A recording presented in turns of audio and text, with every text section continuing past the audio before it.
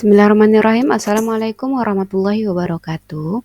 Baiklah, saya akan menyampaikan aksi nyata saya dengan fokus aksi nyatanya membuat video 3 tips untuk berpikir kritis dan penyelesaian masalah.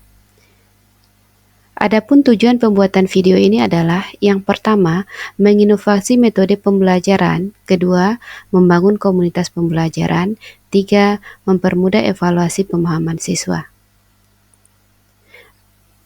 Adapun definisi berpikir kritis, yaitu suatu proses mental yang melibatkan analisis, evaluasi, dan sintetis informasi untuk sampai pada kesimpulan yang valid dan dapat dipertanggungjawabkan.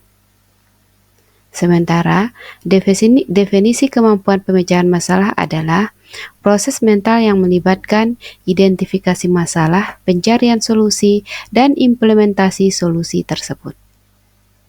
Selanjutnya, 3 tips cara membantu peserta didik menumbuhkan kemampuan berpikir kritis di kelas. Yang pertama, integrasikan pembelajaran berbasis masalah. Kedua, gunakan metode pembelajaran yang menantang. 3, ciptakan lingkungan belajar yang mendukung dan lakukan kegiatan pembelajaran yang praktis.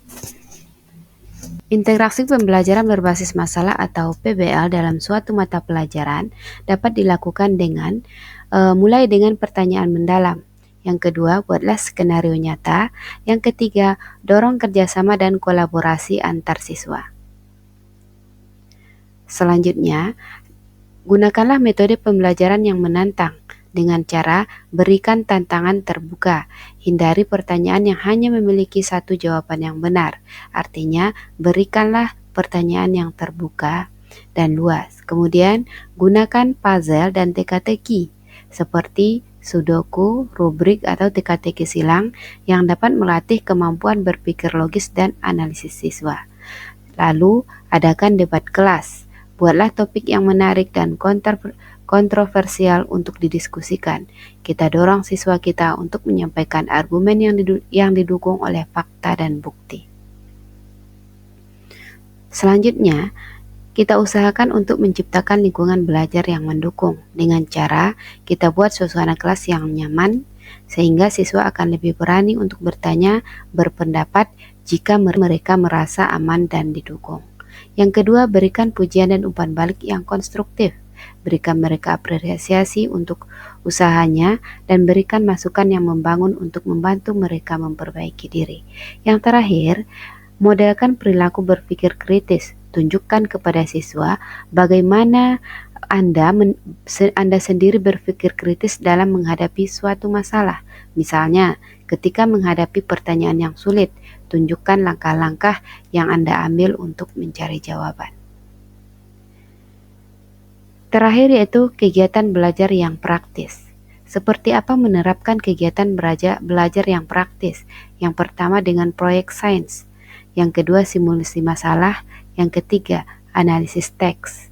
Proyek sains diberikan pada siswa tugas untuk merancang eksperimen sederhana dan menganalisis hasilnya. Sementara simulasi masalah sosial dilakukan dengan cara buatlah simulasi situasi sosial yang kompleks dan minta siswa untuk mencari solusi yang adil dan berkelanjutan. Dalam analisis teks, berikan siswa teks bacaan yang kompleks dan minta mereka untuk mengidentifikasi argumen utama, mencari bukti yang mendukung argumen tersebut, dan mengevaluasi kekuatan serta kelemahannya. Kesimpulannya, dengan menerapkan 3 tips ini, kita telah membuka pintu menuju dunia yang penuh dengan kemungkinan. Mari kita tetap semangat mengasah kemampuan berpikir kritis siswa kita. Kita tanamkan dalam diri mereka bahwa kemampuan berpikir kritis adalah merupakan gaya hidup. Baik, demikian dan terima kasih.